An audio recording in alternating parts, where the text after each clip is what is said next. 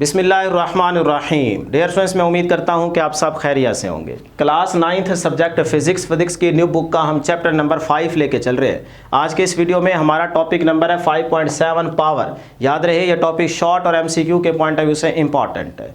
और इसी के साथ साथ हम यहाँ इस चैप्टर का लास्ट टॉपिक भी डिस्कस करेंगे 5.8 एफिशिएंसी। ये भी शॉर्ट और एमसीक्यू के पॉइंट ऑफ व्यू से इंपॉर्टेंट है। अगर थोड़ी देर वीडियो के साथ जुड़े रहेंगे तो इंशाल्लाह भी बैठे बैठे ये दोनों टॉपिक्स आपको अच्छे तरीके से तैयार हो जाएंगे। तो जल्दी से इस वीडियो को लाइक कर लें, चैनल को जरूर सब्सक्राइब कर लें।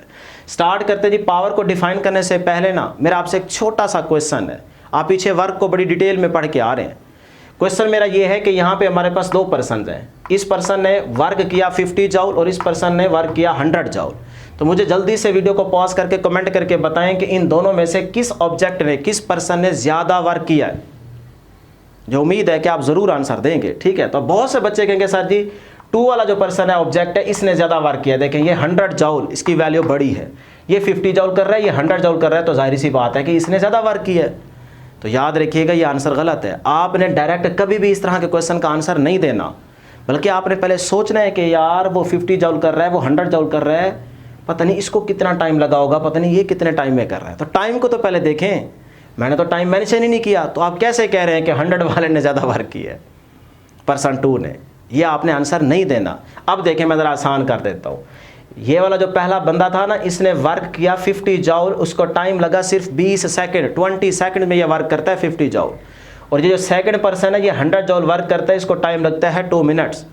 यानी कि ये 2 मिनट में 100 जूल वर्क कर रहा है। और ये देखें सिर्फ 20 सेकंड में 50 जूल वर्क कर रहा है।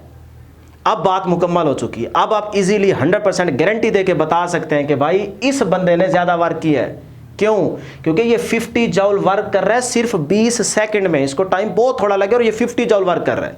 और ये 2 मिनट में 100 जूल कर रहा है। तो इसका मतलब इस बंदे ने ज़्यादा वर्क किया है। तो देखें हो गया ना यहाँ से गलत।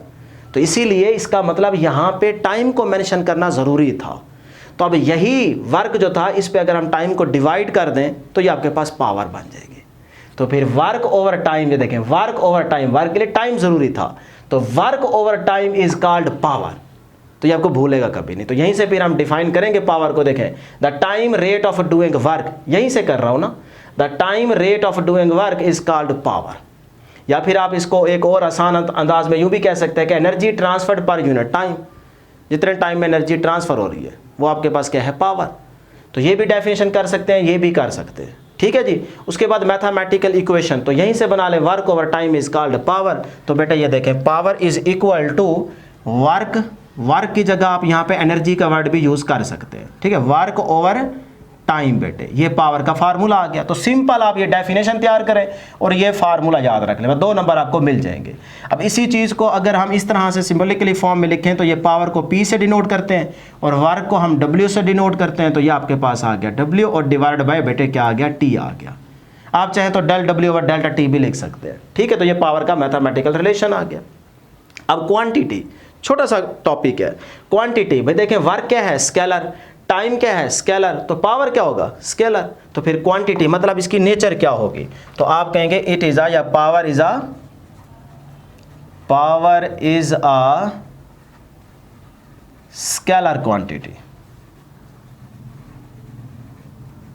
लो जी, ये आपका थर्ड वाला पॉइंट ऐड हो गया।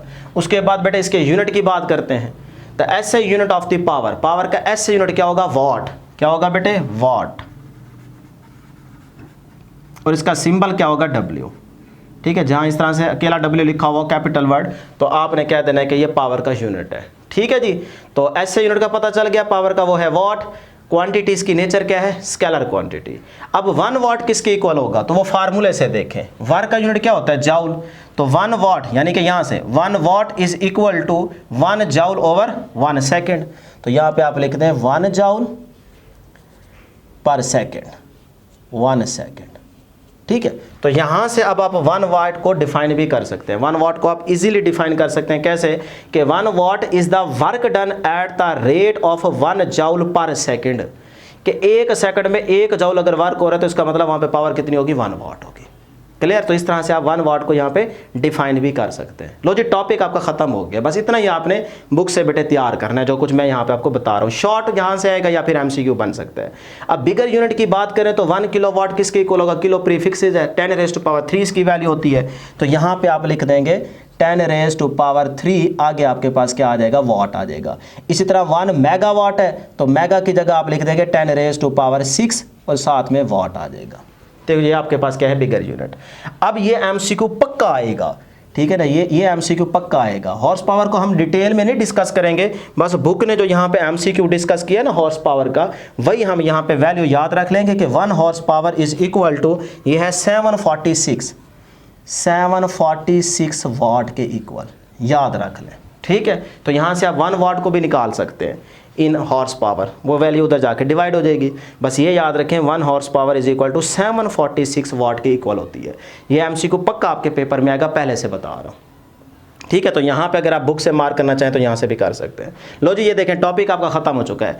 बड़ा ही इंपॉर्टेंट ये टेबल है, यहाँ से भी एमसीक्यू आएगा। देखें मैंने भी मेंशन कर रखा है एमसीक्यू, तो अपनी बुक के ऊपर जल्दी से यहाँ पे मेंशन कर लें कि यहाँ से एमसीक्यू आ सकता है। तो यहाँ पे देखें, जैसे आपके पास अप्लायंस है जी एनर्जी सेवर, इसका जो आपके पास पावर है एवरेज पावर, एवी से मुराद है एवरेज पावर इन वाट्स, वो कितनी है 23। इसी तरह से ट्यूब लाइट है, इसकी एवरेज पावर इन वाट्स कितनी है 40। ये आप लाजमी तैयार करेंगे वैल्यूज। इलेक्ट्रिक फैन की तो लाजमी याद रखिएगा और वो है 80 वाट। इस तरह बल्ब की याद रखें 100, टीवी की याद रखें, टीवी आएगा एमसीक्यू ऐसे मुझे लगता है 200 वाट। इसी तरह से वॉशिंग मशीन है, उसकी फिर आपके पास 250 वाट। और फिर लास्ट में देखें तो एयर कंडीशनर भी है, इसकी 2500। तो जिसकी सबसे वैल्यू बड़ी है वो लाजमी याद रखिएगा, जिसकी सबसे छोटी है वो लाजमी याद रखिएगा, और एक मिड वाली याद रखिएगा और एक टीवी बल्ब वाली याद रख लें, बस जो हम देखते हैं ज़्यादातर यूज़ होता है, ठीक है ना। तो 5-6 वैल्यूज याद रख लें। फिर से सुने, पहली और आखिरी लाजमी याद रख लें, बीच वाली लाजमी याद रख लें, बड़ी वैल्यू जिसकी में आ रही है वो याद रखें, बड़ी किस में आ रही है, लास्ट वाले में एयर कंडीशनर की, ये लाजमी याद रख लें, और जिसकी छोटी आ रही है वो वैल्यू भी याद रख लें।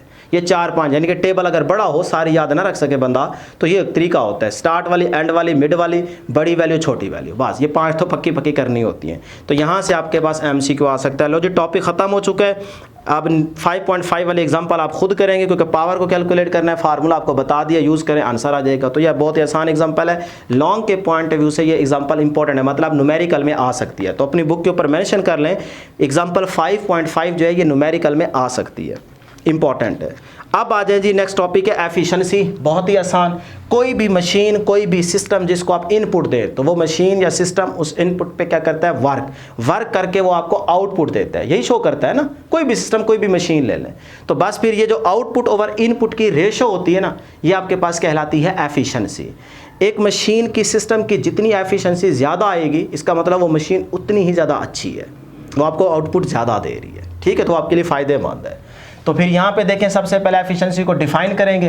The ratio of useful output energy and the total input energy is called efficiency. भाई रेशियो जो है ना आउटपुट ओवर इनपुट की, ये आपके पास एफिशिएंसी कहलाती है। तो ये देखें, mathematical formula efficiency is equal to useful output energy divide by total input energy. Output over input, बस ये याद रखें। तो आउटपुट ओवर इनपुट की जो रेशियो है ना, ये एफिशिएंसी कहलाती है। और एफिशिएंसी को हम, इसका सिंबल जो है ये इसको डिनोट करते हैं ईटा से, इस तरह से, ये इसका सिंबल है, सही है। एन लिख के ना उसका एंड वाला टर्मिनल थोड़ा बड़ा कर दीजिएगा। तो ये एफिशिएंसी को इस सिंबल से डिनोट करते हैं। तो फार्मूला क्लियर है, डेफिनेशन क्लियर है, output over input is called efficiency. अच्छा जी, अब परसेंटेज एफिशिएंसी क्या होती है, वही आउटपुट ओवर इनपुट, यानी कि वो एनर्जी है तो या पावर है, उसकी आउटपुट ओवर इनपुट मल्टीप्लाई आप कर दें सिर्फ 100 से, मल्टीप्लाई बेटे आप कर देंगे 100 से। तो जैसे आप 100 से मल्टीप्लाई करेंगे तो ये परसेंटेज एफिशिएंसी आ जाएगी। तो ये परसेंटेज एफिशिएंसी का फार्मूला है। कोई भी वो आपको आउटपुट की वैल्यू दे सकता है, एमसीक्यू में इनपुट दे सकता है और आपसे कहता है परसेंटेज एफिशिएंसी कैलकुलेट करें। तो आपने simple output divide by input value put करनी है, मल्टीप्लाई उसको 100 से कर देना है, तो आपके पास परसेंटेज एफिशिएंसी आ जाएगी। क्लियर है, बहुत ही आसान था, ठीक है। डिफाइन किया, फार्मूला सेट किया।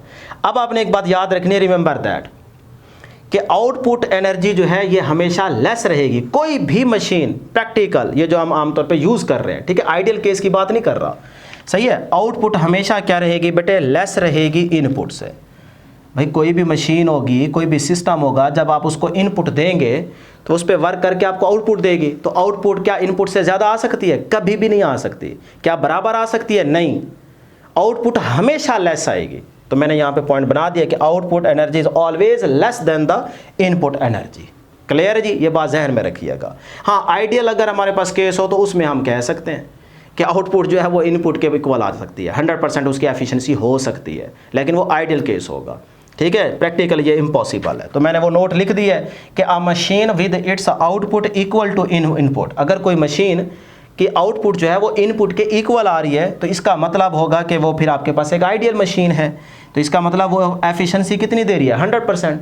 तो ये फिर इम्पॉसिबल सिचुएशन हो जाती है प्रैक्टिकल लाइफ में, लेकिन आइडियल केस में ये हम कह सकते हैं। तो आपको जब भी वो कहे कि किसी मशीन की अगर परसेंटेज एफिशिएंसी 100% हो तो वो कौन सी मशीन होती है? तो आप कहेंगे आइडियल मशीन होती है। क्लियर है जी? तो यहाँ तक देखें, यही बस आपके लिए इंपॉर्टेंट टॉपिक था एफिशिएंसी का। तो जो कुछ मैंने यहाँ पे मेंशन कर दिया, इसी को बेटे आप अच्छे तरीके से तैयार कर लें। क्लियर है यहाँ तक?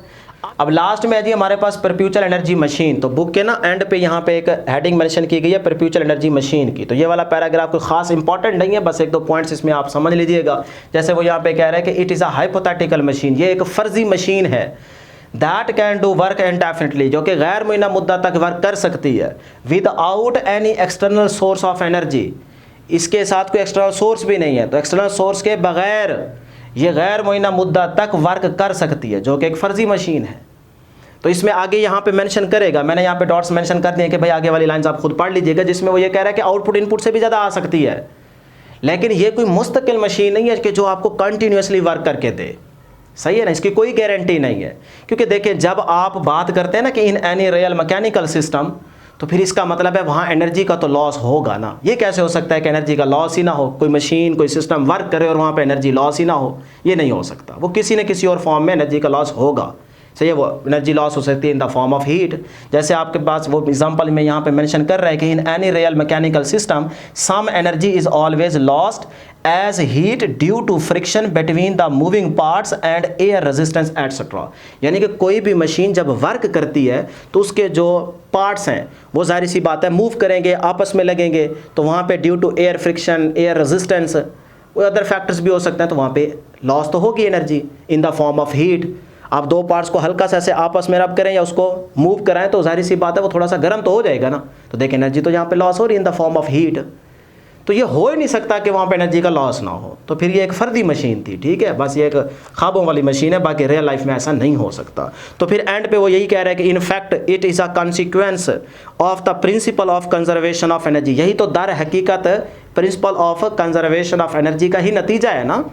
तो that a perpetual energy machine is not workable, बात ही उसने हैंड कर दी है। तो बहरहाल इसमें कोई आपका रिजल्ट नहीं निकलता, ये बात तो वैसे ही आपको अंदाज़ा है, बात का पता है। क्योंकि अगर ये चीज़ समझ आ जाए तो ये चीज़ मेरा ख्याल समझने की ज़रूरत ही नहीं है। इससे आपको बस बात याद हो जाती है कि भाई किसी भी मशीन के 100% एफिशिएंसी नहीं हो सकती और आउटपुट जो है वो हमेशा इनपुट से लेस रहेगी। तो बहरहाल ये एक इन्फॉर्मेशन थी, तो वो आपने यहाँ पे देख लेनी है, 2-4 लाइनें जो मैंने आपको बता दी हैं, बस यही। लो जी, चैप्टर आपका एंड हो चुका है और यहाँ पे कोई और टेबल नहीं है। हाँ, साथ में ना एफिशिएंसी का एक टेबल शो किया गया, ये वैल्यूज़ आपने बेटे लाजमी याद रख लेनी है। ये देखें, ये वाला टेबल लास्ट में, यहाँ से पक्का MCQ आएगा। डीजल इंजन की एफिशिएंसी कितनी है? डीजल इंजन की एफिशिएंसी है बेटे 35%। ठीक है, इसी के साथ पेट्रोल इंजन की एफिशिएंसी कितनी है? 25%। इलेक्ट्रिक मोटर की एफिशिएंसी कितनी है? 80%। बाईसाइकिल की एफिशिएंसी कितनी है? 15%। तो ये 4 वैल्यूज़ आपने एफिशिएंसी के लिए याद रख लेनी है। डीजल इंजन की एफिशिएंसी 35, पेट्रोल इंजन की 25, इलेक्ट्रिक मोटर की 80% और बाईसाइकिल की 15%। क्लियर जी? लो जी, चैप्टर आपका ख़त्म हो चुका है। उम्मीद है कि आपको हर एक पॉइंट क्लियर हो गया। इंशाल्लाह नेक्स्ट वीडियो में जल्द मुलाकात होगी। अल्लाह हाफिज़।